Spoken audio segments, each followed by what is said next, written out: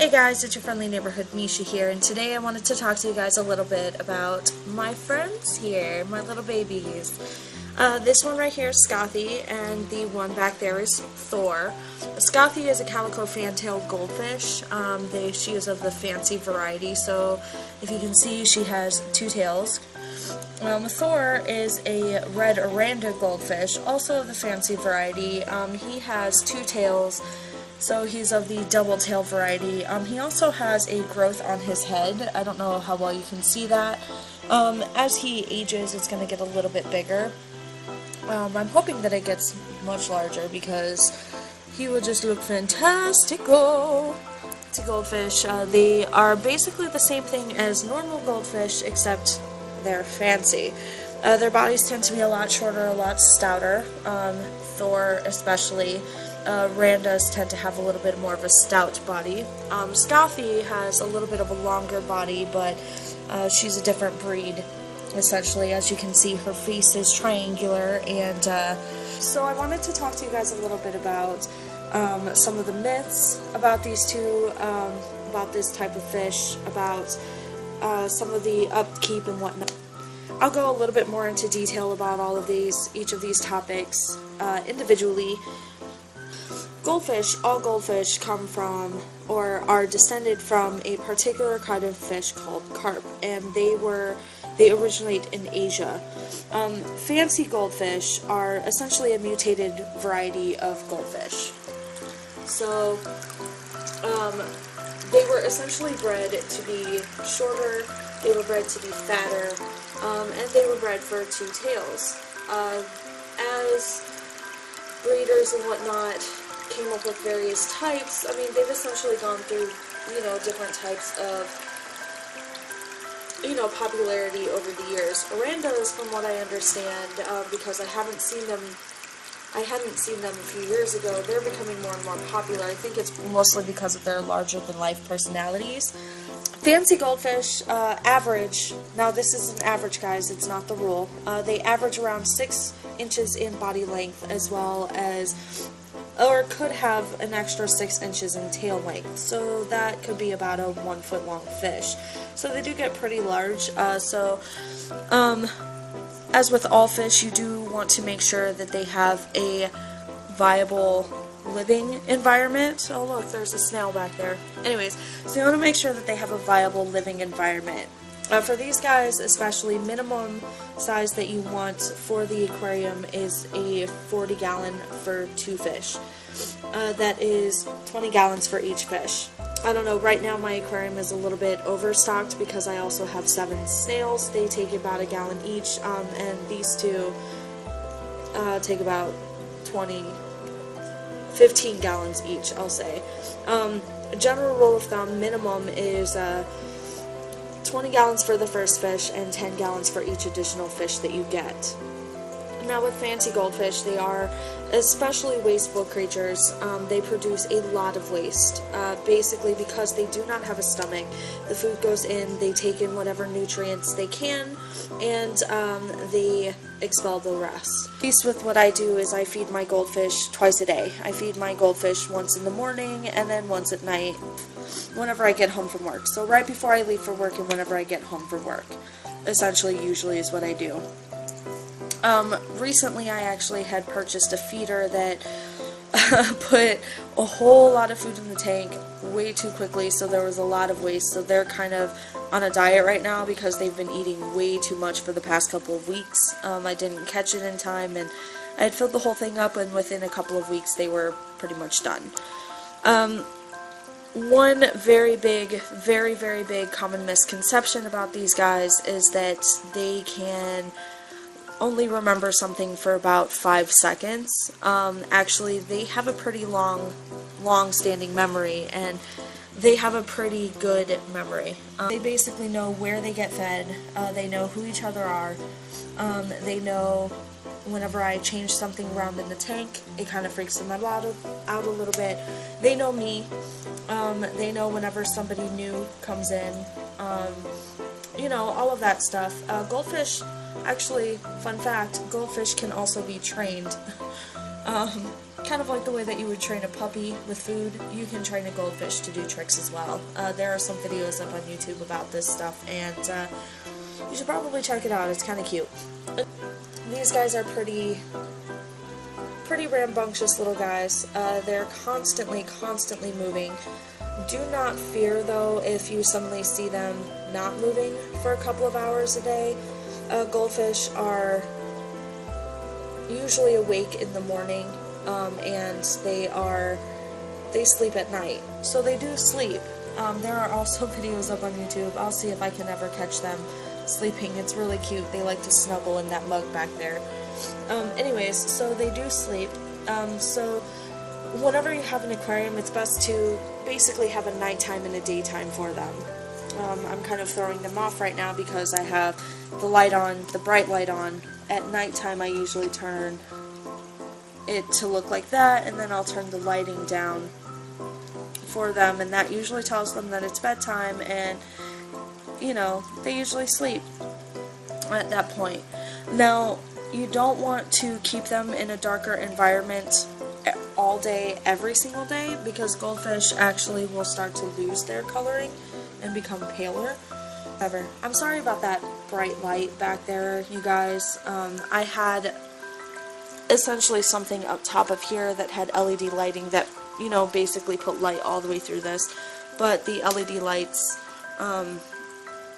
stopped working, so I'll have a lot more information for you guys in the future. Flora, what are you doing? Anyways, so also because of how much waste they produce, you definitely want to clean the aquarium once a week. I usually do about an 80% water change, so I'll usually bring the water down to there. I will leave them in there because they can still swim in that. So long as they have water to breathe, they're fine. But keep in mind though, guys, if you haven't cleaned your tank very often, if it's been a while since you've cleaned your tank, you want to start doing it in smaller quantities so that you don't shock them. This type of fish essentially is a cold water fish. They do best in temperatures of 62 to 70 degrees. Anything lower than 50 degrees water temperature, they will actually stop eating, and they can go a pretty long time without eating. It's just not good for them. It's basically like if you went a while without eating. They can just go longer than humans because their metabolism is definitely different than ours. You can actually see a snail back there. That's pretty cool. Yeah, so you want to keep it essentially, you know, about mid-range. About 62 to 70 degrees is usually what I do. On warmer days, sometimes the water goes up to 75, but, you know, that's perfectly fine. I don't really suffer for it. Also, goldfish especially, and this goes for the single-tailed variety as well, such as like commons, comets, and shabunkins, they will actually breed in warmer water temperatures. So if you don't want your goldfish breeding, don't put them in cold, don't put them in, you know, don't let the water temperature get warmer. Because that basically signifies to them that, oh hey, it's springtime, it's time to breed, here, let's produce hundreds of little babies for you guys that we are going to then eat. They will eat their young. So yeah, if you don't want anything like that to happen, I don't know, he's waiting for food. He's very fatty. He's very fat. Anyways, so if you don't want that to happen, keep your water temperature warm, essentially. I mean, sorry, keep it cold, essentially. Another fun fact for you guys, goldfish can actually live over 20 years.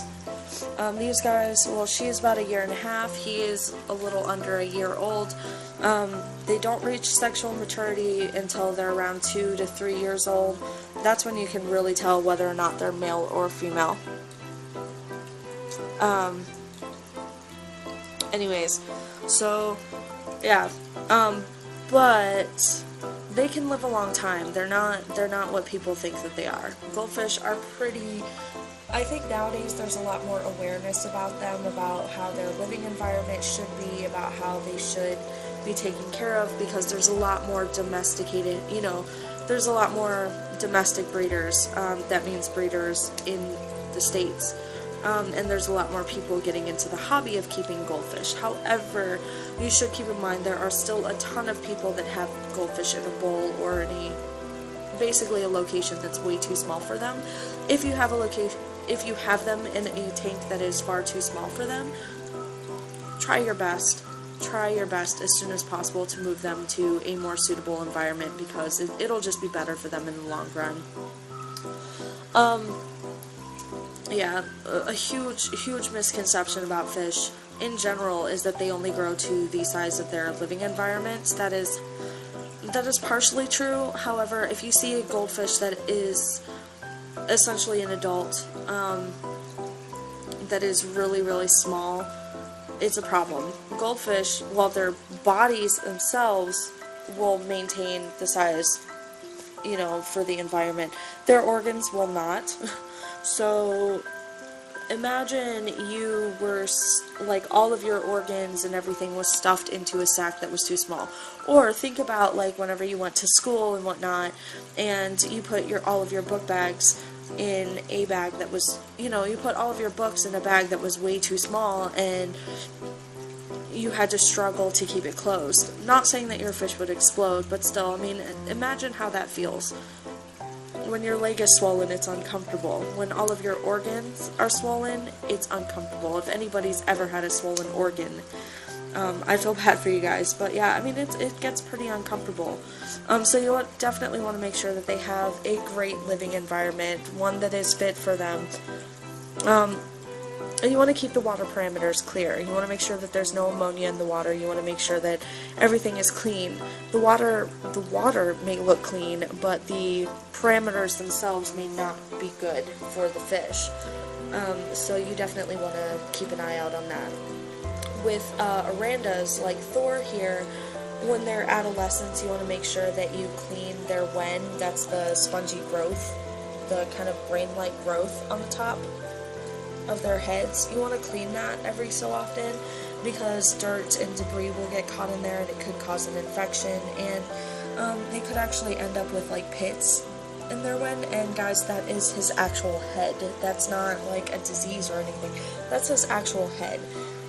So you don't want holes getting into that, because I mean, that's not safe. Also, keep in mind also, your goldfish have scales on their bodies. It's basically like their skin.